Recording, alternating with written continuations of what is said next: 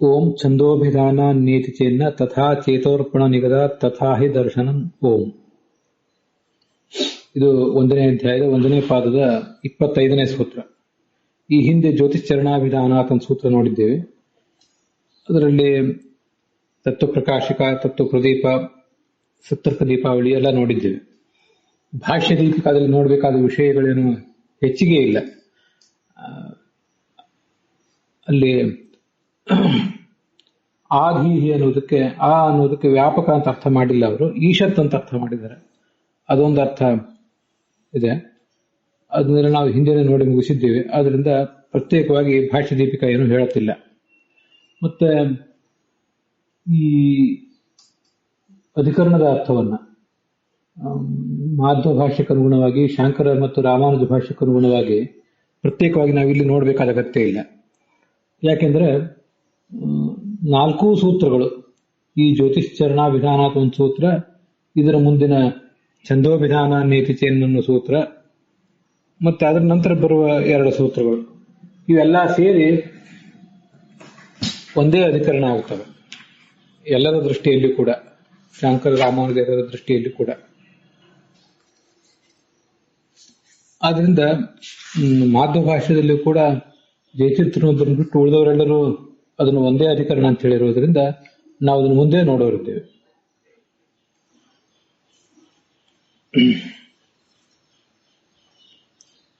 ಭೂತಾದಿಪಾದ ವ್ಯಪದೇಶೋಪತ್ತೇಶ್ಚ ಏವಂ ಉಪದೇಶ ಭೇದಾನ್ಯತ್ಯನ್ನ ಉಭಯಸ್ಮಿನ್ನಪ್ಯ ವಿರೋಧಾತ್ ಓಂ ಅಂತ ಮತ್ತೆರಡು ಸೂತ್ರಗಳು ಗಾಯತ್ರಿ ಅಧಿಕರಣಕ್ಕೆ ಸಂಬಂಧಪಟ್ಟಂತೆ.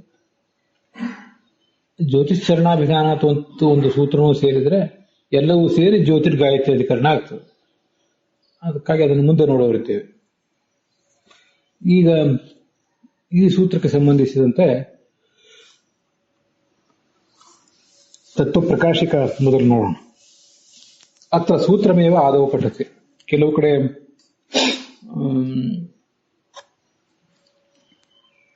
ಭಾಷ್ಯ ಮೊದಲಿರ್ತಿತ್ತು, ಸೂತ್ರ ಆಮೇಲೆ ಇರ್ತಿತ್ತು. ಈಗ ಇಲ್ಲಿ ಸೂತ್ರವೇ ಮೊದಲಿದೆ. ಜಯತೀರ್ಥರು ಅದನ್ನು ಹೇಳ್ತಾರೆ, ಛಂದೋಭಿಧಾನಾದಂತ. ಲೋಕದ ದೃಷ್ಟಿಯಿಂದ ಈ ಗಾಯತ್ರಿ ಅನ್ನುವ ನಾಮ ಬೇರೆ ಕಡೆ ಪ್ರಸಿದ್ಧವಾಗಿದೆ. ಅಂದರೆ ಗಾಯತ್ರಿ ಛಂದಸ್ಸು ಎಂಬ ಅರ್ಥದಲ್ಲಿ ಅದು ಪ್ರಸಿದ್ಧ ಆಗಿದೆ. ಆದ್ರಿಂದ ಅಂಥ ಗಾಯತ್ರಿ ಎಂಬ ನಾಮ ಭಗವಂತನನ್ನು ಹೇಗೆ ಹೇಳ್ತದೆ ಅನ್ನುವುದನ್ನ ಪ್ರತಿಪಾದಿಸಬೇಕಾಗಿದೆ. ಹಾಗೆ ಪ್ರತಿಪಾದಿಸುವ ದೃಷ್ಟಿಯಿಂದ ಈ ಸೂತ್ರ ಹೊರಟಿದೆ. ಅದಕ್ಕಾಗಿ ಶಾಸ್ತ್ರದ ಸಂಗತಿ ಇದೆ. ಒಟ್ಟಾರೆ ಶಾಸ್ತ್ರ, ಬ್ರಹ್ಮಸೂತ್ರ ಶಾಸ್ತ್ರ ಭಗವಂತರ ಮಹಿಮೆಯನ್ನು ಹೇಳಲಿಕ್ಕೆ ಹೊರಟದ್ದು. ಭಗವಂತರ ಮಹಿಮೆ ಗೊತ್ತಾಗಬೇಕಾದ್ರೆ ಸಕಲ ಶಾಸ್ತ್ರಗಳ ಸಮನ್ವಯ ಅವನಲ್ಲಿ ಆಗಬೇಕು, ಸಕಲ ಶಬ್ದಗಳ ಸಮನ್ವಯ ಆಗಬೇಕು. ಅದಕ್ಕಾಗಿ ಒಟ್ಟಾರೆ ಶಾಸ್ತ್ರದಿಂದ ಸಂಗತಿ ಇದೆ. ಶಾಸ್ತ್ರದಿಂದ ಮತ್ತೆ ಈ ಅಧ್ಯಾಯದಿಂದ, ಹಾಗೆ ಈ ಪಾದದಿಂದ ಒಟ್ಟಾರೆ ಶಾಸ್ತ್ರ ಭಗವಂತನ ಮಹಿಮೆ ಹೇಳಲಿಕ್ಕೆ ಹೊರಟದ್ದು. ಮತ್ತೆ ಈ ಅಧ್ಯಾಯ ಸಮನ್ವಯ ಹೇಳಲಿಕ್ಕೆ ಹೊರಟದ್ದು. ಅದರಲ್ಲಿ ಈ ಪಾದ ನಾಮಾತ್ಮಕ ಶಬ್ದಗಳ ಸಮನ್ವಯ ಹೇಳಲಿಕ್ಕೆ ಹೊರಟದ್ದು. ಅದರಿಂದ ಶಾಸ್ತ್ರಾದಿ ಅಂದ್ರೆ ಶಾಸ್ತ್ರ, ಅಧ್ಯಾಯ ಮತ್ತು ಪಾದ ಇತ್ಯಾದಿಗಳ ಸಂಗತಿ ಇದೆ ಅಂತ ಅದರ ತಾತ್ಪರ್ಯ ಆಗ್ತದೆ. ಶ್ರುತ್ಯಾದಿ ಸಂಗತಿ ವಿಷಯವಾಕ್ಯ ವಿಷಯ ಸಂಶಯ ಪೂರ್ವ ಪಕ್ಷದ ಫಲಾನಿ ಸೂಚೆಯನ್ನು ಸೂತ್ರ ವ್ಯಾಚಷ್ಟೆ. ಇನ್ನು ಶ್ರುತಿ ಸಂಗತಿ ಏನಿದೆ, ಯಾವ ಶ್ರುತಿಯಿಂದ ಇದಕ್ಕೆ ಸಂಬಂಧ ಇದೆ ಅಂತ ಅನ್ನೋದನ್ನ ನಾವು ಮೊದಲು ನೋಡಬೇಕು. ಅದನ್ನು ತೋರಿಸಬೇಕಾಗಿದೆ ಆಚಾರ್ಯರು. ಮತ್ತೆ ವಿಷಯ, ಈ ಪ್ರತಿಪಾದ್ಯವಾದ ವಿಷಯ ಏನು ಈ ಅಧಿಕರಣದಲ್ಲಿ ಅಂತ ಅನ್ನೋದನ್ನು ತೋರಿಸ್ಬೇಕು. ಮತ್ತೆ ಸಂಶಯ ಏನಿತ್ತು, ಯಾವ ಸಂಶಯವನ್ನು ಪರಿಹರಿಸಲಿಕ್ಕಾಗಿ ಇದು ಹೊರಟಿದೆ ಅಂತ ಅನ್ನೋದನ್ನ ನೋಡಬೇಕು. ಇದನ್ನೆಲ್ಲ ಮತ್ತೆ ಪೂರ್ವ ಪಕ್ಷದ ಫಲ ಏನು, ಪೂರ್ವ ಪಕ್ಷದವರು ಏನು ಪ್ರತಿಪಾದನೆ ಮಾಡಿ ಕೊಟ್ಟಿದ್ದಾರೆ ಅನ್ನೋದನ್ನೆಲ್ಲ ನಾವು ನೋಡಬೇಕು. ಅದಕ್ಕಾಗಿ ಈ ಸೂತ್ರವನ್ನ ವ್ಯಾಖ್ಯಾನ ಮಾಡಲಿಕ್ಕೆ ಹೊರಟಿದ್ದಾರೆ. ಇತಿ ಸೂಚಯನ್ ಆಚಾರ್ಯ ಸೂತ್ರ ವ್ಯಾಚಷ್ಟೆ. ಸರಿ, ಅಥ ಅಂತ ಅಥಯದತಃ ಪರೋ ದಿವೋ ಜ್ಯೋತಿರ್ದೀಪ್ಯತೆ ಅಂತ ಛಾಂದೋಗ್ಯ ಉಪನಿಷತ್ತಿನಲ್ಲಿ 3ನೇ ಅಧ್ಯಾಯದಲ್ಲಿ 13ನೇ ಖಂಡ, ಅಲ್ಲಿ 7ನೇ ಮಂತ್ರ. ಅದು ಒಂದು ಮಂತ್ರ. ಇನ್ನೊಂದು ಗಾಯತ್ರಿ ವಾಯುಧಂ ಸರ್ವಂ ಅಂತ ಅಲ್ಲೇ 3ನೇ ಅಧ್ಯಾಯದಲ್ಲೇ 12ನೇ ಪ್ರಕರಣ, ಅಲ್ಲಿ 1ನೇ ಮಂತ್ರ. ಅದು ಇವೆರಡು ಮಂತ್ರಗಳ ಬಗ್ಗೆ ಈಗ ವಿಚಾರ ಮಾಡಬೇಕಾಗಿದೆ. ಹೃದಯನಿಹಿತವಾದ ಜ್ಯೋತಿ ಯಾವುದು ಅಂತ ಈಗ ಪ್ರಶ್ನೆ ಬಂದಿತ್ತು. ಹೃದಯನಿಹಿತವಾದ ಜ್ಯೋತಿ ವಿಷ್ಣುವೇ ಅಂತ ಈ ಹಿಂದಿನ ಜ್ಯೋತಿಶ್ಚರಣಾಭಿಧಾನ ಅನ್ನೋ ಸೂತ್ರದಲ್ಲಿ ಪ್ರತಿಪಾದಿಸಿದೆವು. ಅದೇ ಜ್ಯೋತಿಯೇ ಈ ಛಾಂದೋಗ್ಯ ಉಪನಿಷತ್ತಿನಲ್ಲೂ ಕೂಡ ಪ್ರತಿಪಾದಿತ ಆಗಿದೆ. ಅಥ ಯದತಃ ಪರೋ ದಿವೋ ಜ್ಯೋತಿರ್ದೀಪ್ಯತೆ ಅನ್ನೋದು ಛಾಂದೋಗ್ಯ ಉಪನಿಷತ್ತಿನಲ್ಲಿ, ಸಾಮವೇದದ ಛಾಂದೋಗ್ಯ ಉಪನಿಷತ್ತಿನಲ್ಲಿ ಆ ಜ್ಯೋತಿ ಎನ್ನುವುದು ಹೃದಯದಲ್ಲಿದೆ. ಅದೇ ಜ್ಯೋತಿಯನ್ನೇ ಇಲ್ಲಿ ವರ್ಣನೆ ಮಾಡಿದ್ದಾರೆ. ಹೃದಯದಲ್ಲಿದೆ ಅಂತ ವರ್ಣನೆ ಮಾಡಿಲ್ಲ, ಆ ಜ್ಯೋತಿ ಬಗ್ಗೆ ವರ್ಣನೆ ಇದೆ. ಅಥ ಯತಃ ಪರೋ ದಿವೋ ಜ್ಯೋತಿರ್ದೀಪ್ಯತೆ ವಿಶ್ವತಃ ಪೃಷ್ಠೇಶು ಸರ್ವತಃ ಪೃಷ್ಠೇಶು ಅನುತ್ತಮೇಶು ಉತ್ತಮೇಶು ಲೋಕೇಶು ಇದಂ ವಾವ ತದ್ದಿದಮಸ್ಮಿನ್ ಪುರುಷೇ ಜ್ಯೋತಿರಿತಿ. ಜ್ಯೋತಿ ಇತಿ, ಜ್ಯೋತಿ ಎಂಬುದಾಗಿ ಉಪನಿಷತ್ತು, ಇತಿ ಅಂತ ಪಠ್ಯತೆ, ಇತಿ ಶ್ರೂಯತೆ ಅಂತ ಅಲ್ಲಿಗೆ ಅನ್ವಯ. ಅದಕ್ಕೆ ಏನು ಅರ್ಥ ಅಂತ ಅನ್ನೋದನ್ನು ಸೂಕ್ಷ್ಮವಾಗಿ ಹೇಳ್ತೇನೆ ಅಲ್ಲಿ ಆ ಭಾಷ್ಯದ ಅನುಸಾರವಾಗಿ. ನಾರಾಯಣ, ವಾಸುದೇವ, ವೈಕುಂಠ ಅಂತ 3 ರೂಪ ಇರುವಂತಹ ಭಗವಂತ ದ್ವಿಲೋಕಕ್ಕಿಂತ ಮೇಲೆ ಶ್ವೇತದ್ವೀಪ, ಅನಂತಾಸನ, ವೈಕುಂಠಗಳಲ್ಲಿ ಜ್ಯೋತಿರ್ಮಯನಾಗಿ ವಿರಾಜಮಾನನಾಗಿದ್ದಾನೆ. ಎಲ್ಲಾ ಬ್ರಹ್ಮಲೋಕಗಳಿಗಿಂತಲೂ ಮೇಲೆ ಎತ್ತರದಲ್ಲಿ, ಸರ್ವ ಲೋಕಗಳಿಗಿಂತಲೂ ಎತ್ತರದಲ್ಲಿರುವಂತಹ ಉತ್ತಮವಾದ ಲೋಕಗಳಲ್ಲಿ ಅಲ್ಲೂ ಇದ್ದಾನೆ, ಕೆಳಗಿನ ಲೋಕಗಳಲ್ಲೂ ಇದ್ದಾನೆ. ಸರ್ವತ್ರ ವ್ಯಾಪ್ತನಾದ್ರಿಂದ ಎಲ್ಲ ಕಡೆ ಇದ್ದಾನೆ. ಜೀವರ ಹೃದಯದಲ್ಲಿ ಜ್ಯೋತಿರ್ಮಯನಾಗಿ ಈ ಪರಮಾತ್ಮನೇ ಇದ್ದಾನೆ. ಇದಿಷ್ಟು ನಾವು ನೋಡ್ತಾ ಇರುವಂತಹ ಭಾಗದ ಅರ್ಥ. ತಸ್ಯೈಷ ದೃಷ್ಟಿ ಅಂತ ಮುಂದೆ ಇದೆ, ಅದೇನು ನಮಗೆ ಬೇಕಾಗಿಲ್ಲ. ಇಲ್ಲಿ ನಮಗೆ ಈ ಅಧ್ಯಯನ ದೃಷ್ಟಿಯಿಂದ ಏನು ಬೇಕಾಗಿಲ್ಲ. ಆದರೆ ನಮ್ಮಲ್ಲಿ ಆಸ್ತಿಕತ್ವವನ್ನು ಪ್ರಚೋದಿಸುವ ದೃಷ್ಟಿಯಿಂದ ಅದು ಸ್ವಲ್ಪ ಉಪಯುಕ್ತ. ಪ್ರಸಂಗ ಬಂತು ಅಂತ ಅದನ್ನು ಹೇಳ್ತಿದ್ದೇನೆ. ತಸ್ಯೈಷ ದೃಷ್ಟಿ, ಭಗವಂತ ಹೃದಯದಲ್ಲಿದ್ದಾನೆ, ನಮ್ಮೊಳಗಿದ್ದಾನೆ ಅನ್ನೋ ಮಾತಿಗೆ ಏನು ಆಧಾರ ಅಂದರೆ ಮುಂದಿನ ಅನುಭವವೇ ಪ್ರಮಾಣ. ದೇಹ ಮುಟ್ಟಿದಾಗ ಉಷ್ಣ ಸ್ಪರ್ಶದ ಅನುಭವ ಆಗ್ತದಲ್ಲ, ನಮ್ಮ ದೇಹ ಮುಟ್ಟಿಕೊಂಡ್ರೂ ಆಗ್ತದೆ, ಇನ್ನೊಬ್ಬರ ದೇಹ ಮುಟ್ಟಿಕೊಂಡ್ರೂ ಆಗ್ತದೆ. ಸತ್ತು ಹೋದಾಗ ದೇಹ ತಣ್ಣಗಾಗಿಬಿಟ್ಟಿರ್ತದೆ. ಅತ್ರ ಏತಸ್ಮಿನ್ ಶರೀರೆ ಸಂಸ್ಪರ್ಶೇನ ಉಷ್ಣಿಮಾನಂ ವಿಜಾನಾತಿ ತಸ್ಯೈಷ ಶ್ರುತಿ. ಈ ಹೃದಯದಲ್ಲಿ ಇದು ತಸ್ಯೈಷ ದೃಷ್ಟಿ. ಮೊದಲಿಗೆ ನಾವು ನೋಡಿದ್ದು ಪ್ರತ್ಯಕ್ಷವಾಗಿ ಕಾಣಿಸುವುದು ಏನಂದ್ರೆ ಸ್ಪರ್ಶ. ಇನ್ನೊಂದು ತಸ್ಯೈಷ ಶ್ರುತಿ, ಇನ್ನೊಂದರ ಶ್ರುತಿ ಪ್ರಮಾಣವೂ ಇದೆ ಅಂತ. ಅದೇನು ಶ್ರುತಿ ಪ್ರಮಾಣ ಅಂದ್ರೆ, ಯತ್ರ ಏತತ್ ಕರ್ಣಾವಪಿಗ್ರಹ್ಯ ನಿನದಮಿವ ನದಸುರಿವ ಅಗ್ನೇರಿವ ಪ್ರಜ್ವಲತಃ ಉಪಶೃಣೋತಿ ತದೇತದ್ ದೃಷ್ಟಂ ಚ ಶ್ರುತಂ ಚೇತಿ ಉಪಾಸೀತ ಅಂತ ಅಲ್ಲಿ ಮುಂದೆ ಇರೋದು. ಈ ಜೀವರು ನಾವೆಲ್ಲರೂ ಕೂಡ ನಮ್ಮ 2 ಕಿವಿಗಳನ್ನು ಮುಚ್ಚಿಕೊಂಡ್ರೆ ಒಳಗೆ ಸಮುದ್ರದ ಘೋಷದಂತೆ, ಮೇಘನಾದದಂತೆ, ಭಗಭಗನೆ ಉರಿತಿರುವಂತಹ ಅಗ್ನಿಯಂತೆ ಒಂದು ಏನೋ ಶಬ್ದ ಕೇಳಿ ಬರ್ತದೆ. ಇದು ಪ್ರಾಣದೇವ ಒಳಗೆ ಕೂತ್ಕೊಂಡು ಮಾಡ್ತಾ ಇರುವಂತಹ ಸ್ತೋತ್ರ ರೂಪವಾದಂತಹ ಒಂದು ಶಬ್ದ. ಈ ರೀತಿಯಾಗಿ ಭಗವಂತನನ್ನ ಪ್ರತ್ಯಕ್ಷಾನುಭವ ಮತ್ತು ಶಬ್ದ ಪ್ರಮಾಣ ಇವೆರಡರಿಂದಲೂ ಸಿದ್ಧ ಅಂತ ನಾವು ಉಪಾಸಿಸಬೇಕು. ಹೀಗೆ ಮಾಡಿದರೆ ಮುಂದೆ ಮುಕ್ತಿಯಲ್ಲಿ ಅವರಿಗೆ ದಿವ್ಯವಾದ ಚಕ್ಷುಸ್ಸು ಮತ್ತು ಕೀರ್ತಿ ಇವೆಲ್ಲ ಬರ್ತವೆ ಅಂತ. ಈಗಾಗಲೇ ನಾ ಹೇಳಿದಂತೆ ಇದೇನು ನಮ್ಗೆ ಈ ಪ್ರಸಂಗಕ್ಕೇನು ಉಪಯೋಗ ಇಲ್ಲ. ಆದರೆ ನಮ್ಮ ಸಾಧನೆಯ ದೃಷ್ಟಿಯಿಂದ ನಾವು ದೈನಂದಿನ ಆನ್ಹಿಕದಲ್ಲಿ ಇದನ್ನ ನಾನು ಯಾವಾಗಾದ್ರೂ ಮಾಡ್ತಿರ್ತೇನೆ. ಅದಕ್ಕೆ ನಿಮಗೂ ಹೇಳಿದೆ, ಸ್ತ್ರೀಯರು ಪುರುಷರು ಎಲ್ಲರೂ ಮಾಡಬಹುದಾದದ್ದು. ವೇದ ಮಂತ್ರ ಹೇಳಲಿಕ್ಕಾಗದೇ ಇರಬಹುದು. ಆದರೆ ಕಿವಿ ಮುಚ್ಕೊಂಡು ಸ್ವಲ್ಪ ಹೊತ್ತು ನಾವು ಅಂತರ್ಮುಖರಾದರೆ, ಬಹಳ ಏನು ಅಂತರ್ಮುಖವೂ ಬೇಕಾಗಿಲ್ಲ, ಏನೋ ಒಂದು ಶಬ್ದ ಅಂತೂ ಕೇಳಿ ಬರ್ತದೆ. ಅದೇ ಸಮುದ್ರ ಘೋಷದಂತೆ, ಮೇಘನಾದದಂತೆ ಮುಖ್ಯ ಪ್ರಾಣ ಭಗವಂತನ ಸ್ತೋತ್ರ ಮಾಡ್ತಿದ್ದಾನೆ ಅಂತ ಚಿಂತನೆ ಮಾಡಬೇಕು. ಮುಖ್ಯ ಪ್ರಾಣ ಚಿಂತನೆ ಮಾಡ್ತಿದ್ದಾನೆ ಅನ್ನೋದ್ರ ಜೊತೆಗೆ ಆ ಮುಖ್ಯ ಪ್ರಾಣನಿಗೂ ಹಿರಿಯಳಾದಂತಹ ಅವನ ತಾಯಿಯೇ ಅನಿಸ್ಕೊಂಡಿರುವಂತಹ ಲಕ್ಷ್ಮೀದೇವಿ ಪ್ರಕೃತಿ ಮಾಡ್ತಾ ಇರೋ ಸ್ತೋತ್ರ ಅದು. ಸರ್ವೇ ಘೋಷಾಹ ಸರ್ವೇ ನಾದಾಹ ಅಂತ ಹಿಂದೆ ಒಂದ್ಸರಿ ಅನೇಕ ಸರಿ ಹೇಳಿದ್ದೆ ನಾನು. ಪ್ರಕೃತಿಯಲ್ಲಿ ಸಮಸ್ತ ಶಬ್ದಗಳು ಕೂಡ, ಸಮುದ್ರದ ಘೋಷ, ವಾಯುವಿನ ಬೀಸುವ ಶಬ್ದ, ಅಗ್ನಿ ಭಗಭಗ ಉರಿಯುವ ಶಬ್ದ, ಎಲ್ಲಿ ಏನೇ ಶಬ್ದ, ಹಕ್ಕಿಯ ಇಂಚರ, ನದಿಗಳು, ಈ ಮತ್ತೆ ವೃಕ್ಷಗಳು ಬೀಸುವ ಗಾಳಿಗೆ ಮಾಡುವ ಶಬ್ದ, ಅವೆಲ್ಲವೂ ಕೂಡ ಪ್ರಕೃತಿ ಮಾಡುವ ಶಬ್ದಗಳೇ ಅವು. ಆದ್ರಿಂದಲೇ ಪ್ರಕೃತಿ ತನ್ನದೇ ಆದ ರೀತಿಯಿಂದ ಆ ಪುರುಷನನ್ನ ಸ್ತುತಿಸ್ತಾ ಇದ್ದಾಳೆ. ನಂಗೆ ಅದು ಮುಖ್ಯ. ಮುಖ್ಯ ಪ್ರಾಣದ ಆಮೇಲೆ ನಾನು ಅದು ಹಿಂದೆ ಕೂಡ ಹೇಳಿದ್ದೆ.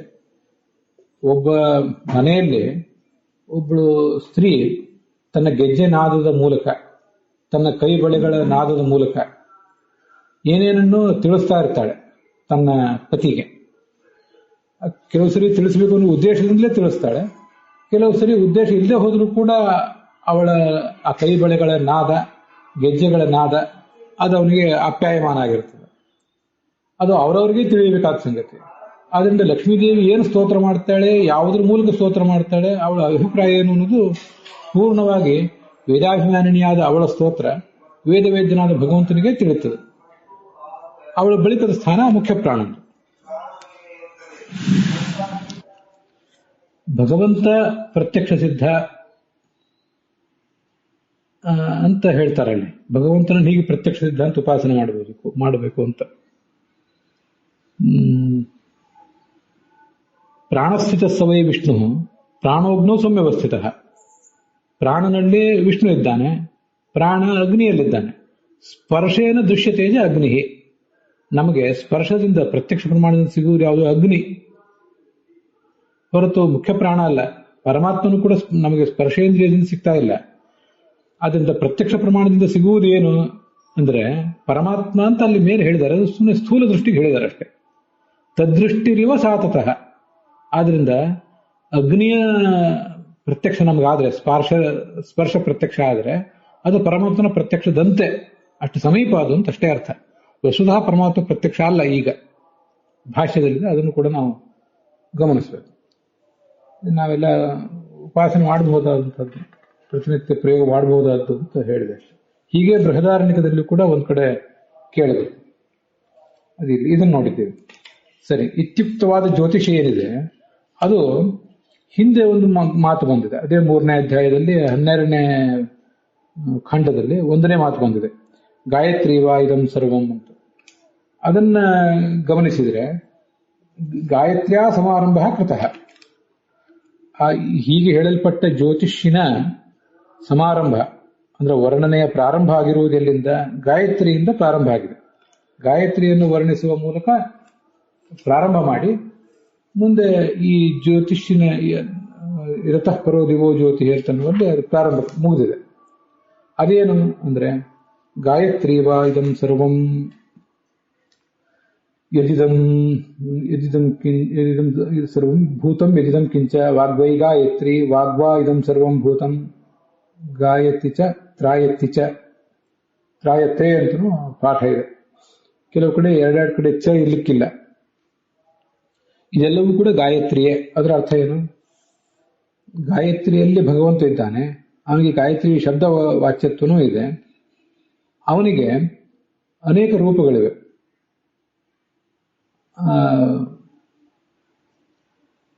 ಅದನ್ನ ಭಾಷ್ಯದಲ್ಲಿ ಮುಂದೆ ಹೇಳ್ತಾರೆ. ಒಂದು ವಾಗ್ವೈ ಗಾಯತ್ರಿ, ವಾಕ್ಯನಲ್ಲಿರುವಂತಹ ಗಾಯತ್ರಿ ಒಂದು. ಭೂತಂ ಅಂದ್ರೆ ಮತ್ಸ್ಯಾದಿ ರೂಪ, ಮತ್ಸ್ಯ ಮೊದಲಾದ 10 ಅವತಾರಗಳು ಕೂಡ ಅದಿನ್ನೊಂದು. ನಾವು ಅದನ್ನು ಮೊನ್ನೆ ದಿವಸ ನೋಡಿದ್ದೀವಿ. ಅಲ್ಲೇ ನೀವು ಭಾಷ್ಯ ತೆಗೆದ್ರೆ ಅದು ಕಾಣಿಸ್ತದೆ. ಗಾಯತ್ರ್ಯಾಂ ಸಂಸ್ಥಿತೋ ವಿಷ್ಣು ಸ್ತ್ರೀರೂಪ ಸೂರ್ಯ ಸನ್ನಿಭ ಅಂತ. ಅದೆಲ್ಲಿ ಗಾಯತ್ರಿ ಅಂತ ಪ್ರಾರಂಭ, ಗಾಯತ್ರಿ ವಾಯುಧಂ ಸರ್ವಂ ಪ್ರಾರಂಭ ಆಗಿದೆ, ಅಲ್ಲಿಂದ ಒಂದು 2-3 ಪೇಜ್ ಮುಂದೆ ಇದೆ ಅದು. ಗಾಯತ್ರಿಯಲ್ಲಿ ಸೂರ್ಯ ರೂಪನಾಗಿ ಸೂರ್ಯನಂತೆ ಹೊಳೆಯುವ ಒಂದು ಸ್ತ್ರೀರೂಪ ಇದೆ.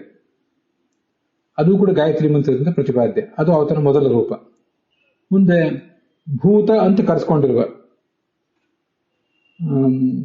ಮತ್ಸ್ಯ ಮೊದಲಾದ 10 ರೂಪಗಳ ಸಮುದಾಯ, ಅದು 2ನೇ ರೂಪ. ಗಮನಿಸಿ, ಮತ್ಸ್ಯಾದಿ 10 ಅವತಾರಗಳೇ 10 ಅವತಾರ ಯಾಕೆ? ಅಲ್ಲಿ ವರಾಹ, ಅದರಲ್ಲಿ ವೇದವ್ಯಾಸ, ಧನ್ವಂತರಿ ಇತ್ಯಾದಿ ಯಾಕೆ ಸೇರ್ಲಿಲ್ಲ ಅಂದ್ರೆ ಎಲ್ಲವೂ ಭಗವಂತನ ಅವತಾರಗಳೇ. ಆದ್ರೆ ಮತ್ಸ್ಯಾದಿ 10 ಅಲ್ಲಿ ಸೇರಿಸುವುದು ಯಾಕೆಂದ್ರೆ ಅವು ಗಾಯತ್ರಿಯಿಂದ ಪ್ರತಿಪಾದ್ಯ. ವೇದವ್ಯಾಸ, ಧನ್ವಂತರಿ ಮೊದಲಾದದ್ದು ಗಾಯತ್ರಿಯಿಂದ ಪ್ರತಿಪಾದ್ಯ ಅಲ್ಲ. ಹೀಗೆ ಎಲ್ಲಾ ಗಣಗಳಿಗೂ ಕೂಡ 10 ರೂಪ, 100 ರೂಪ, 1000 ರೂಪ ಅವೆಲ್ಲ ಗಣರೂಪಗಳು. ಆದ್ರಿಂದ ಇನ್ನೊಂದು ಅದರಲ್ಲಿ ಯಾಕೆ ಸೇರ್ಲಿಲ್ಲ ಅಂತ ಪ್ರಶ್ನೆ ಇಲ್ಲ. ಆ ಉಳಿದ ರೂಪಗಳು ಬೇರೆ ಗಣದಲ್ಲಿ ಸೇರಿರ್ತವೆ. ಹೀಗೆ ಈ 10 ರೂಪಗಳ ಸಮುದಾಯ ಒಂದು 2ನೇ ರೂಪ. ಮಾತುಗಳಲ್ಲಿದೆ ಹೈಗ್ರೀವ ರೂಪ, ಅದು ಹೆಣ್ಣು ಹೈಗ್ರೀವ ರೂಪ, ಅದು 3ನೇದ್ದು. ಪೃಥ್ವಿಯಲ್ಲಿ ಹಳದಿ ಬಣ್ಣದ ಸ್ತ್ರೀ ರೂಪ ಇದೆ, ಅದು 4ನೇದ್ದು. ಜೀವರೊಳಗೆ ವ್ಯಾಪ್ತವಾಗಿದೆ, ಅದು ಶರೀರ ಅಂತ ಕರೆಸ್ಕೊಂಡಿದೆ. ಜೀವರೊಳಗೆ ಅಂದ್ರೆ ಜೀವನ ಶರೀರದೊಳಗೆ, ಶರೀರ ಅಂತ ಹೆಸರು, ಅದು 5ನೇ ರೂಪ. ಜೀವರ ಹೃದಯದೊಳಗೆ, ಹೃದಯ ಎಂಬ ಶಬ್ದದಿಂದಲೇ ಇದ್ದಾನೆ, ಅದು 6ನೇ ರೂಪ. ಹೀಗೆ ಭಗವಂತನಿಗೆ ಒಟ್ಟು 6 ರೂಪಗಳಿವೆ. ಶೈಷಾ ಚತುಷ್ಪದ ಷಡ್ವಿಧ ಗಾಯತ್ರಿ, ಇದು ಅಲ್ಲಿ ಬಂದಿರೋದು. ಗಾಯತ್ರಿಯಿಂದ ಹೀಗೆ ಪ್ರಾರಂಭ ಮಾಡಿದ್ದಾರೆ. ತಸ್ಮಾತ್ ನ ವಿಷ್ಣು. ಅದರಿಂದ ಪರಿಣಾಮ ಏನಾಯ್ತು ಅಂದ್ರೆ ಇದು ವಿಷ್ಣು ಅಲ್ಲ ಅಂತ ಆಗೋಯ್ತೀವಿ. ಗಾಯತ್ರಿ ಮತ್ತು ಆಚೆ ಅಲ್ಲಿ ಬಂದಿರೋ ಮುಂದೆ ಬರುವಂತಹ ಜ್ಯೋತಿ, ಅವೆರಡನ್ನು ಸಮೀಕರಿಸಿದ್ದಾರೆ. ಅದರಿಂದ ವಿಷ್ಣು ಅಲ್ಲ ಅಂತ ಆಯ್ತು. ಇತ್ತೀಚೆಯನ್ನ ಹಾಗೆ ತಿಳ್ಕೋಬೇಡಿ, ಅದು ಸರಿಯಲ್ಲ ಅಂತ ಭಾಷ್ಯ ಹೇಳ್ತಾ ಇದೆ. ಈಗ ಇದನ್ನು ನೋಡೋಣ ಇಲ್ಲಿ ಟೀಕಾದಲ್ಲಿ.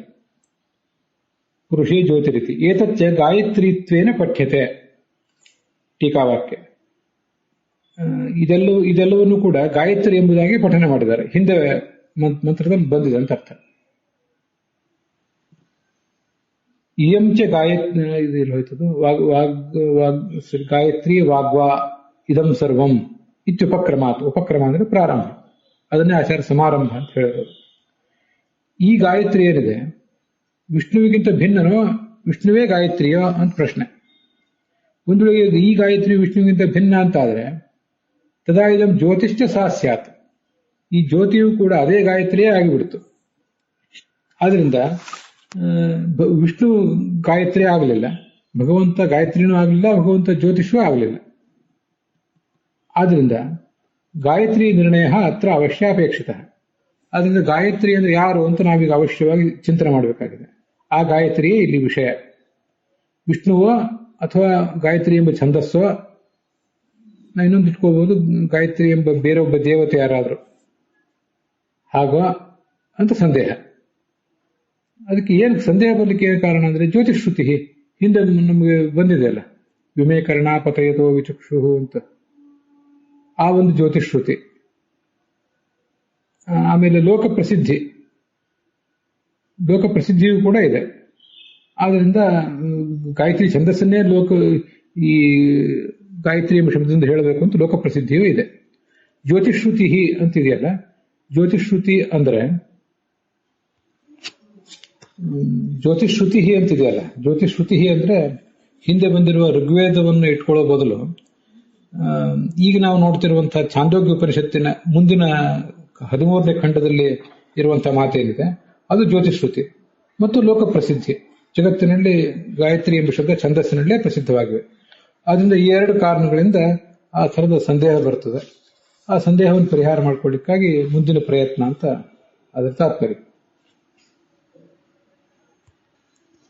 ಈ 6 ರೂಪಗಳನ್ನ ಯಾವಾಗ ಉಪಾಸನೆ ಮಾಡಬೇಕು, ಹೇಗೆ ಉಪಾಸನೆ ಮಾಡಬೇಕು ಅಂತೆಲ್ಲ ಪ್ರಶ್ನೆ ಬರ್ತದೆ.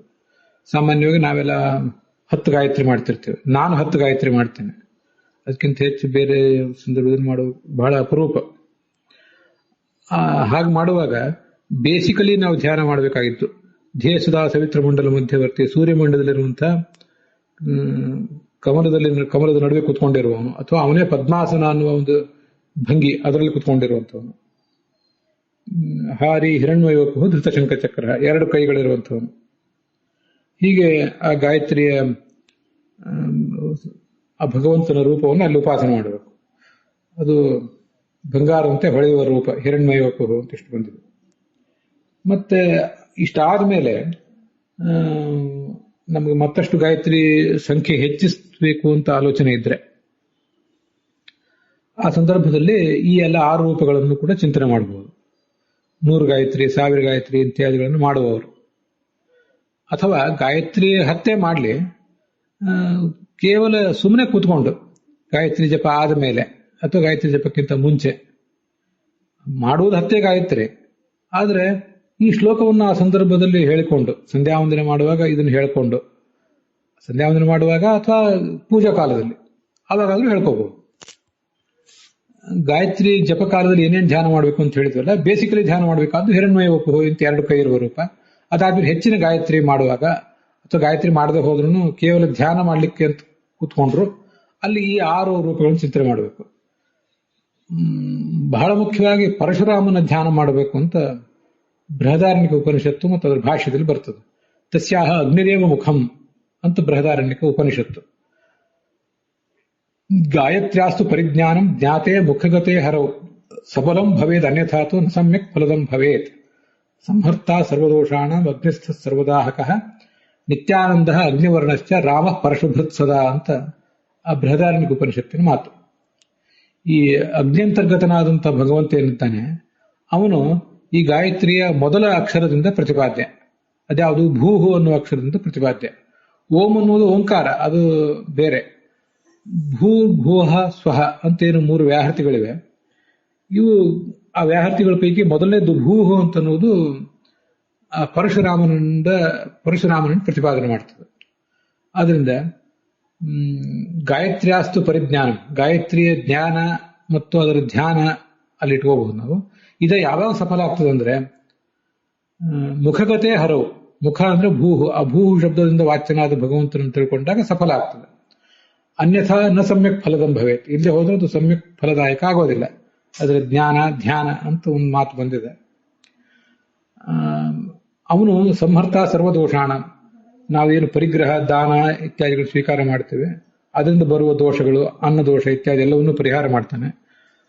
ಕಲಿಕಾಲದ ದೋಷ, ತಮೋಗುಣದ ದೋಷ, ಪ್ರಾರಬ್ಧ ಕರ್ಮದ ದೋಷ ಎಲ್ಲ ಪರಿಹಾರ ಮಾಡ್ತಾನೆ. ಅಗ್ನಿಯಂತರ್ಗತನಾಗಿದ್ದಾನೆ.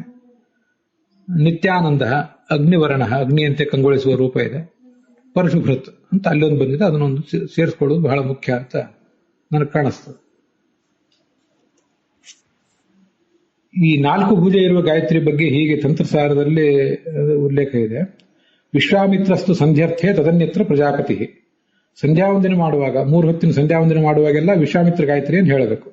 ಅದರಲ್ಲಿ ಓಂ ಭೂರ್ಭುವ ಸ್ವಹ, ಮುಂದೆ ತತ್ಸವಿತೃವರೆಣ್ಯಂ ಇತ್ಯಾದಿ ಇರ್ತದೆ. ತದನ್ಯತ್ರ ಬೇರೆ ಕಡೆ ನಾವು ಇನ್ಯಾವುದೇ ಸಂದರ್ಭದಲ್ಲಿ ಗಾಯತ್ರಿಯನ್ನು ಪಠಿಸಬೇಕಾದ್ರೆ, ಉದಾಹರಣೆ ಶ್ರಾದ್ದದಲ್ಲಿ ಗಾಯತ್ರಿಯ ಪ್ರೋಕ್ಷ ಅಂತೆಲ್ಲ ಬರ್ತಿರ್ತದಲ್ಲ, ಅಲ್ಲೆಲ್ಲ ಹೇಳಬೇಕಾದದ್ದು ಈ ಬ್ರಹ್ಮ ಗಾಯತ್ರಿಯನ್ನು ಹೇಳಬೇಕು. ಮುನಿಡ್ ದೇವಸ್ತು ಸವಿತೃನಾಮ, ಸವಿತೃ ನಾಮಕ ಭಗವಂತನೇ ಅಲ್ಲಿ ದೇವತೆ.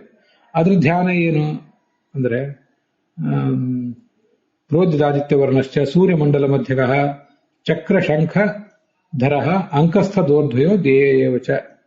4 ಭುಜಗಳಿರುವಂತಹ ರೂಪ, 2 ಭುಜಗಳಲ್ಲಿ ಶಂಖಚಕ್ರ ಇದೆ, 2 ಭುಜಗಳು ತೊಡೆ ಮೇಲಿದೆ ಅಂತ. ಹೀಗೆ ಈ ಪ್ರೋದ್ಯದಾದಿತ್ಯ ವರ್ಣ ಅಂತನ್ನೋದು ಇದು ಬ್ರಹ್ಮ ಗಾಯತ್ರಿ, ಇದು ಧ್ಯೇಯ ಸದಾ ಸವಿತ್ರ ಮಂಡಲ ಮಧ್ಯವರ್ತಿ ಅನ್ನೋದು ವಿಶ್ವಾಮಿತ್ರ ಗಾಯತ್ರಿದು ಧ್ಯಾನ ಶ್ಲೋಕ ಅಂತ ಹೀಗೆ ವಿದ್ವಾಂಸರು ಅಭಿಪ್ರಾಯ ಪಡ್ತಾರೆ. ಆದ್ರೆ ನಮ್ಮ ಚಿಂತನದಲ್ಲಿ ಸ್ವಲ್ಪ ಏರುಪೇರಾದ್ರೆ, ವಿಶ್ವಾಮಿತ್ರ ಗಾಯತ್ರಿಯನ್ನು ಮಾಡುವಾಗಲೇ ನಾವು 4 ಭುಜವನ್ನು ಚಿಂತನೆ ಮಾಡಿದ್ರೆ ಏನು ಅಷ್ಟು ದೊಡ್ಡ ದೋಷ ಏನಲ್ಲ ನನ್ನ ದೃಷ್ಟಿ ಹಾಗೆ. ಈಗ ಕೊನೆಯದಾಗಿ ಇನ್ನೊಂದು ತಿದ್ದುಪಡಿ. ಭಾಷ್ಯದಲ್ಲಿ ತತಃ ಪರೋ ದಿವೋ ಜ್ಯೋತಿರ್ದೀಪಿತೆ ಇತಿ ಉಕ್ತಸ್ಯ ಅಂತಿದೆಯಲ್ಲ, ಆ ಉಕ್ತ ಅಂದ್ರೆ ಹೇಳಲ್ಪಟ್ಟದ್ದು ಅಂತ ಏನಿದೆ ಅದಕ್ಕೆ ಭಾಷ್ಯ ದೀಪಿಕಾಚಾರ್ಯರು ಗಾಯತ್ರಿ ವಾಯುಧಂ ಸರ್ವಂ, ಭಾಷ್ಯ ದೀಪಿಕಾದಲ್ಲಿ ಹೀಗಿದೆ. ಉಕ್ತಸ್ಯ ಅಂತ ಏನು ಅಲ್ಲಿ ಆಚಾರ್ಯರ ವಾಕ್ಯ ಇದೆ, ಅದನ್ನು 2 ಬಾರಿ ಇಟ್ಕೋಬೇಕು. ಹಾಗಾಗಿ ತಥಾಚ ಹೃದಯ ಆಹಿತಂಬಿತಿ ಗುಹಾನ್ಹಿತತ್ವೇನ ಯದುಕ್ತಂ ವಿಮೇಕರಣಾಪತಯತೋ ವಿಚಕ್ಷುರ್ವೀದಂ ಜ್ಯೋತಿರ್ಹೃದಯ ಆಹಿತಂಬಿತ ಅಂತ ಋಗ್ವೇದದಲ್ಲಿ ಏನು ಗುಹಾದಲ್ಲಿ ಇದೆ ಅಂತ ವರ್ಣಿತವಾಗಿದೆ, ಅದೇ ಜ್ಯೋತಿಷ್ಯು ಮತ್ತೆ ಛಾಂದೋಗ್ಯ ಉಪನಿಷತ್ತಿನಲ್ಲೂ ಕೂಡ ಇತಿ ಛಾಂದೋಗ್ಯೇಪಿ ಉಕ್ತಸ್ಯ, ಛಾಂದೋಗ್ಯದಲ್ಲಿಯೂ ಹೇಳಲ್ಪಟ್ಟಂಥ ಈ ಗಾಯತ್ರಿ ಅಂತ ಹೀಗೆ ಬಂದಿದೆ. ಆದ್ರಿಂದ ಉಕ್ತಸ್ಯ ಅಂತ ಆಚಾರ್ಯರ ಮಾತನ್ನ 2 ಕಡೆ 2 ಬಾರಿ ನಾವು ತಿಳ್ಕೋಬೇಕು. 2 ಬಾರಿ ತಿಳ್ಕೊಂಡು ಹೀಗೆ ಉಕ್ತಸ್ಯ ಹೇಳಲ್ಪಟ್ಟಿರುವಂತಹ ಏನು ಜ್ಯೋತಿಷ್ಯ ಇದೆ ಅದು ಗಾಯತ್ರಿ ವಾಯುಧಂ ಸರ್ವಂ ಎಂಬುದಾಗಿ ಛಾಂದೋಗ್ಯ ಉಪನಿಷತ್ತಿನಲ್ಲಿ ಗಾಯತ್ರಿಯಿಂದ ಪ್ರಾರಂಭ ಕಂಡಿದೆ.